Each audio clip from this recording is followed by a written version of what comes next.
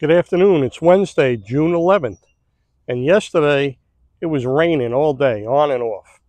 And I told you about that piece of property where I got some hickory and it had bug holes. Well, I kept on walking past this one short sapling of pink nut hickory. And I says, I'm going to make a short bow out of that. I know I'm going to take that stave. One day, it's going to make a short bow for me. So the other day in the rain, I was out and I cut it down, and there's another big pig nut tree that was there that had bug holes. And I'm looking at it, and I noticed some of the bug holes were a little higher, and I really didn't see any on the bottom. So here I am in the rain thinking, well, let me cut it down, and I'll peel the bark, and I'll see if there's any bug holes in there. If not, I could probably get two nice bows. You know, and the pig nut is in my opinion a little better wood. I have a bitter nut down there, which I'm going to make bows out of too. But that pig nut is what I've been using, that and shagbark. So anyway, I cut it down. I got it out of the woods, peeled the bark, split it, and today's the day. I drew a layout on the log, and I kept rolling it around to see where I'm going to make a bow out of. And the one spot yesterday, actually, I drew a quick line, I snapped a quick chalk line, and I said, that's where the bow's going to be. And then today I looked, and a lot of times at the logs on the end, you'll have a twist, a little twist sometimes. So this one had a little twist. So I kept turning around, and I wound up with a 62-inch bow. And at the very end, there's a little slight twist, and that's okay. After laying it out, I trimmed it out on the bandsaw, and before I trim it out, and I have the design drawn on the log, I look down the log like I'm looking down the barrel of a shotgun, and I try to make sure that everything's in line the best you can. And the limbs will always favor one side, the string will always favor one side. It is a primitive bow, and you would like it to actually, it's okay when it favors one side, because that makes it closer to center shot, you know what I mean? Or maybe even sometimes you get lucky, it's a hair past center and your arrows fly incredible. So I trimmed it out, and as I'm sanding it, the other thing is too, once you got a rough cut, you look at it and you look down and you say, oh, okay, it's bending a little more this side, and I got plenty of room. Because you always cut it a little thicker, or use your draw knife to make it a little thicker. And as you look down it, if you got to move one limb in, you can move the limb in to taper in a little bit to make it a little straighter. So this is fairly straight. I'm happy with it. And I got it floor tillered. You know, I got it bending. This was cut yesterday. And at some point, I got to take a little break, go in the house. When I come out, I may tonight put it on the backset jig. There was a little natural backset to this, and it fit the jig just about perfect. Actually had a little more backset than the jig, and I just tightened, snugged it all up. And this end is the end that had the little twist, and with 3 clamps, I have it straightened out. Before I use the heat gun, see how much moisture we got here. We got 10%, 10%,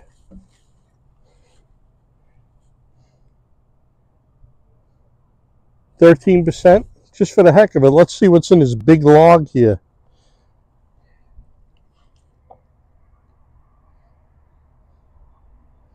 18%. These were cut down yesterday. So now what I'm going to do is I'm going to start heating the riser, half the riser and the inners, and then work my way, and I'm going to spend a little extra time down there where that twisted limb is.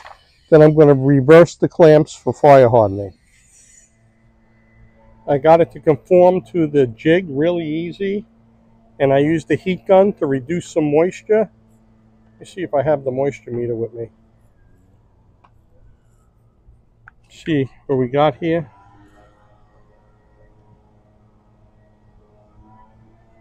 It's reading 10, 11, 11. Okay, so we're going to fire harden this. This is an adjustable jig. So I have the jig adjusted for the smaller bow, 62 inches. I lined it with tin foil. Going to have a little less coals in the riser section. I got a stick and I got fireplace gloves. And after it catches, we'll make it nice and even, and we'll put the jig back on. I may start it a little higher and then lower it. So that's it. Let's get started.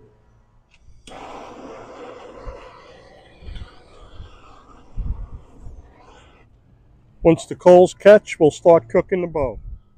Well, I say time isn't important. It's more important that you get a nice brown color.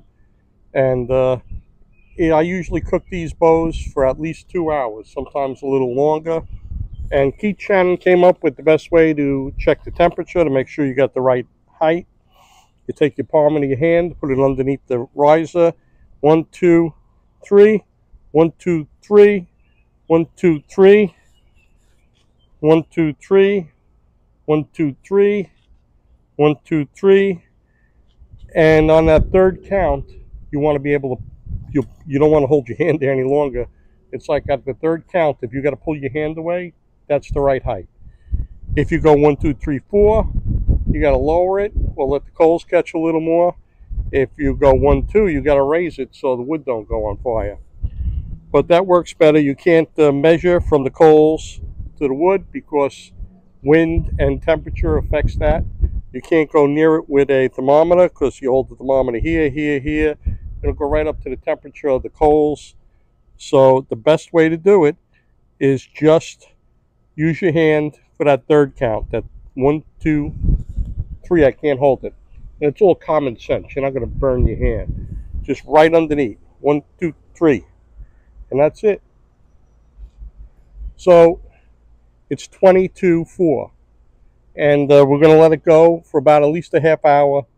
And then I'll show you what it looks like. So we have the jig set at the correct height. And every 10 minutes or so, I'm checking the clamps. And I'm not really forcibly tightening them. I'm just snugging them up just to make sure that as the moisture comes out, the wood shrinks and the clamps, we don't want them to loosen. Now there's 2 times where if you have a little twist or a little limb out of alignment, that you straighten out the limbs. One is when you put that bow blank on the back set jig and you heat it up with the heat gun. As you're bending it to conform to the jig, you put the clamps on so that limb is in line with the jig so it's straighter. A lot of times when you get towards the end where the tips are, you'll have to push it over to the side or snug it up so it's flush as you're heating it. You don't do it without the heat.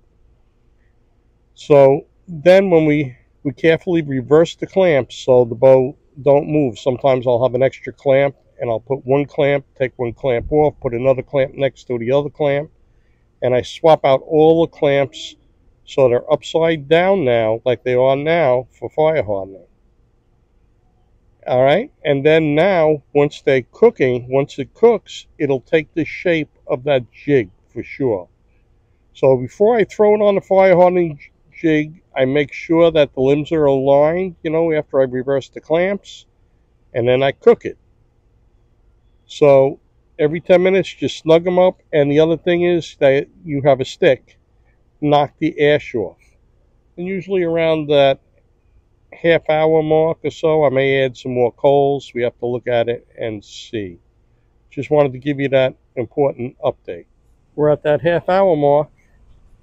I'm going to raise it up and show you if we have any color at all.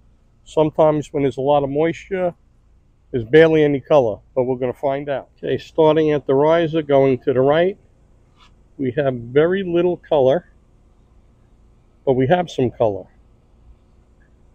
From the riser going to the left, very little color, but we have some color. At this point, we're going to knock the ash off and add more coals. Knocked off the ash, we have coals we added, and now we have to really watch. We have to watch the height, and we have to watch that the smoke is coming from the coals catching and not the bow. Okay, but it's got a ways to go. I'll show you at the hour mark. Because I added the coals, I let it go for another 10 minutes. I moved the clamps over 1 inch so the spots that weren't heated or colored will get a little heat or a little coloring. I believe it's more for aesthetics than anything else because I believe it gets fire hardened all around. And as it's cooking now, I just moved these about 10 minutes ago, and look, they're already in a new spot. They're gently snugging up. I'm going to put this up and show you what it looks like at the hour and 10 minute mark. Okay, from the riser going to the right, we got a lot more color than we did. Going back to the riser, to the left, we got more color. I'm going to knock off the ash and add more coals at this point too. Okay, at the little more than an hour mark, we added some more coals, knocked off the ash. And once again, we have to pay attention to make sure it's the coals that are smoking and not the wood. Okay, here we are at the riser. Going to the right, we got some nice color, but not enough. I think we need a lot more color. From the riser going to the left, we got more color, but we're going to cook it for at least another half hour. Okay, we got coals on cooking for at least another half hour, probably an hour. Okay, that stick, if you see that stick, it's just a counterbalance because the weights are on the other side. We're at the 2 hour mark now, and I'm not going to show you. We're going to wait for another half hour, and I'll show you at the 2.5 hours. And we'll decide if we're going to let it go longer, which we might. We're at the 2.5 hour mark. We're going to raise it up and show you what it looks like. From the riser going to the right, we get a lot more color. This is the 2.5 hour mark. From the riser going to the left,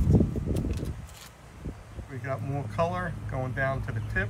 We're going to knock around the ash, and we're going to let it cook for another half hour. At the 3 hour mark, we're going to put it on table, and I'll show you what it looks like. We're at that 3 hour mark. I let it go for a little longer. A lot of times there was, 11% moisture in here, and a lot of times it don't cook, I guess, because the moisture resists the cooking. It's like cooking a wet rag. So we're going to let it cool. Then I'm going to take the clamps off, and I'll show you what it looks like, and we're going to hydrate it. This bow's been fire hardened for 3 hours. It's 62 inches long. It was harvested yesterday in the rain. I peeled the cambium off, and this morning I got up. I drew a design on it, drew a layout, cut it on the bandsaw, sanded it, checking it, aligning it, put it on this back set jig right here, and fire hardened it all in one day. Tomorrow there'll be buffalo horn tips on this, and we're going to tiller it tomorrow. So look at the back set we got. We got some back set on this thing here. Look, show you how it looks this way. Okay, let me show you underneath the cook. Okay, now the reason I let it cook for 3 hours, the only way I could kind of let you understand how that worked was, it's like taking a piece of wet toast and trying to toast it. There's so much moisture in here, it kind of has to dry out first before the heat will actually toast it or cook it. So there might have been whenever there's a little bit more moisture, I think it needs to be cooked a little bit more.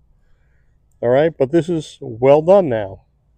And like I said, the antler buffalo horn tips will be going on maybe tonight. We got to see. Or probably tonight it's going to go on. We're going to tiller it tomorrow. But this is the most important thing to do now that we fire hardened it. is we take moisture. Look at this wet rag. You see the wet, soaking wet rag?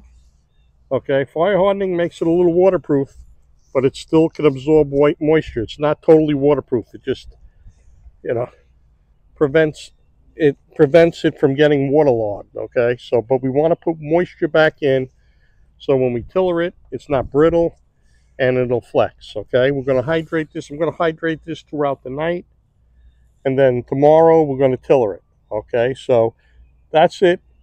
A lot of work. This was a tree yesterday, and it's a fire hardened bow today, and tomorrow we're going to be shooting it, hopefully. All right, so quite a busy couple of days. Thanks for watching. Every day you get up is a great day. Make the best of it.